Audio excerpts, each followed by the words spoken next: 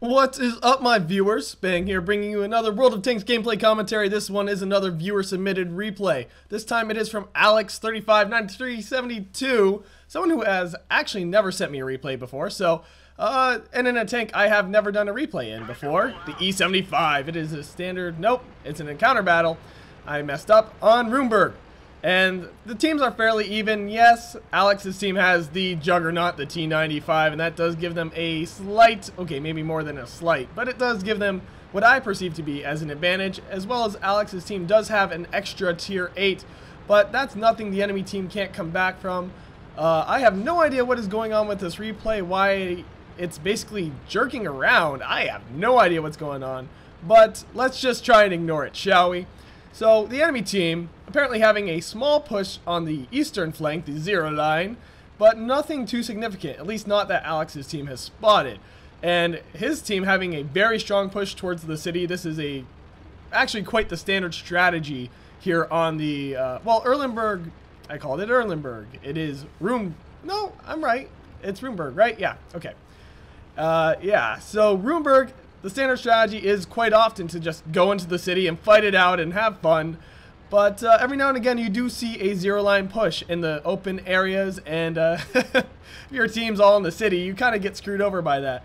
Not in the encounter battle because, well, the capture point's in the city. If you establish strong defensive perimeters, you've pretty much got a very strong position to win the game from. So encounter battles, you do have to play them a bit differently than the standard battle, but then again, like I said, in the long run, it's always best to just have a strong, solid front across the field. Now, the artillery, one of the artillery pieces, the tier 6 artillery on Alex's team, getting taken out right there simply because he advanced too far up. He was not behind enough cover, and the enemy team saw him and eliminated him without really any sort of a chance for him to run.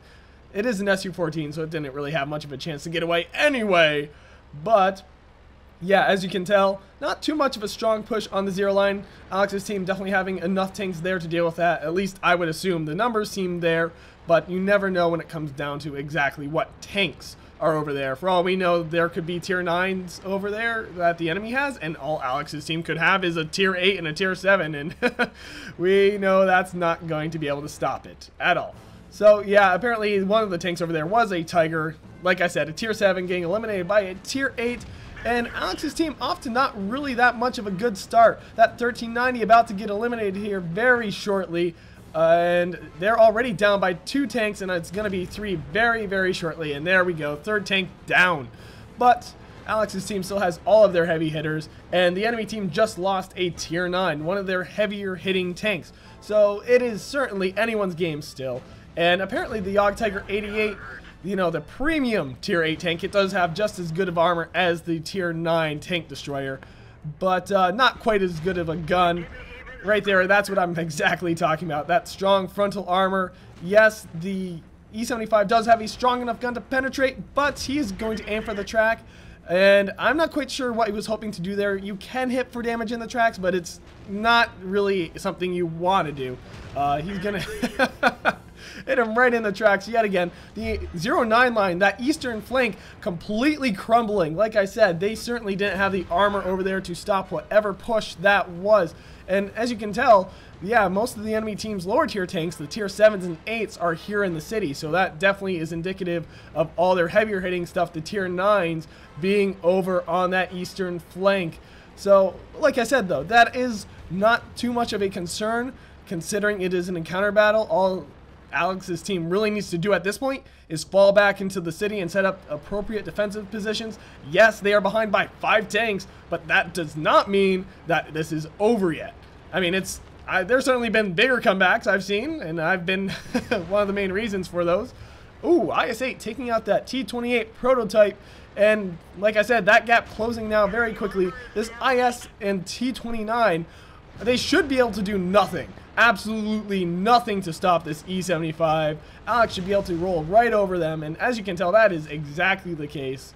Yeah, tier 9 fighting a tier 7, never really a fair fight, ever. And as you can tell, he's just angling his armor, being a bit more of a dick than he really needs to be, but again, why risk it? He's playing smart. He's doing his part. The IS only has 175 penetration and missing a shot right there anyway. And both the IS-8 and the E-75 working together to just quickly eliminate those enemies. Another tier 7 tank, not even close to a match for Alex's E-75. That T-43 will be eliminated without any issue.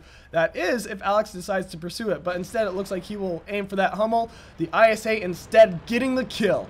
And the enemy team, now realizing that the city is completely Alex's, well, his team's, and they are stuck with an open field that does them zero good. So, yeah, good job, enemy team. You didn't have a strong enough force in the city, and it looks like you're about to lose because of it. Again, that's what I was saying earlier. The field isn't that strategic of an option in the encounter battle. It does provide you with a good flanking position, but only if you have a city force to basically be the main push. If you send too many tanks to the field and the city force gets eliminated, like in this case, well, you see what happens. This T-43 not even going to be doing anything to Alex, just damaging his track there. I guess hoping to stop him from coming after him. The T-43 really just trying to delay the inevitable and doing nothing to stop his demise right here. I don't know how that just happened. A tier 7 medium tank just bounced a shot from a tier 9 heavy tank. This game sometimes just makes you wonder, doesn't it? So Alex having 3 kills, the IS-8 having 5 kills, and about to get his 6th. Well, if he could just ram that Ferdinand to death, he will get a 6th. And, come on, there we go. Like I said, early, yeah, playing field even. 5 tanks down, it wasn't impossible. And as we see, it was quite doable, simply because Alex did have the better position. And not only that, the T-95 certainly doing his part. At least I can only assume he did his part. He had damage, and I'm guessing that means he was on the front lines and he got a few shots off. And I mean, that Yog Tiger certainly didn't shoot himself. That's my assessment of it. The Yog Tiger there dying. The IS-8 up to 7 kills. Just Alex in this IS-8, Duke, I don't know, CZE, whatever that's supposed to mean. Apparently just almost about to get his 8th kill. And it looks like this Tiger P does not want that in the slightest. So it looks like Alex will get a 4th kill for himself. He did tell me that when this match ends, he does do over 5,000 points of damage. That is impressive no matter who you are. I rarely get that myself. And there we go, a 4th kill for Alex and possibly an 8th kill for the IS-8. What tank is over there on the capture point that is absolutely about to get demolished? Ooh, another E-75, the enemy's last hope of winning this. And it is still winnable, but not likely. I mean, let's face facts. Alex is still at full health. That IS-8 is still doing good on health himself. And that T-26 isn't going to be able to do anything to really stop Alex and Duke. They are going to be an unstoppable force here. This E-75 on the enemy team, he's at 50% health. Well, a little more, but you know what I mean. Alex still at full health, and they simply... something incredible and just incredibly unlucky for Alex would have to happen, such as an ammo rack, which, again, crazier things have happened in this game, but I'm not counting on it. The IS-8 switching to high explosive rounds, that... Again, I have said this so many times in so many commentaries, high explosive rounds against higher tier tanks usually are virtually useless. I mean, as you see, the IS-8 doing barely anything. He might do enough to that E-75, but no, the E-75 will instead be killed by Alex. And it looks like this T-26 is also going to be killed by Alex, getting him up to, nope. Alex getting an incredibly low damage roll and only using gold rounds at this point. Wow. Oh, I thought the E-75 had a higher penetration gun. That's quite the surprise. I mean, not higher penetration, higher damage, only 320. So, wow. Anyway, Alex getting 5 kills, that IS-8 getting 8 kills. Together, they got 13 of their team's 15 kills. That is very impressive. Those two certainly being a dynamic duo and absolutely just dominating that enemy team. You can't argue otherwise. They are the only reason their team won. So very well played, Alex. I just, you and that IS-8, the teamwork was astounding. Thanks for sending in this replay. I've really got nothing else to say on that. So, standard outro. If you like this video, click that like button. If you want to see more, subscribe. And as always, if you got a replay, send it to spanglereplays@gmail.com. Email is in the description. This has been Spang, and I am signing off.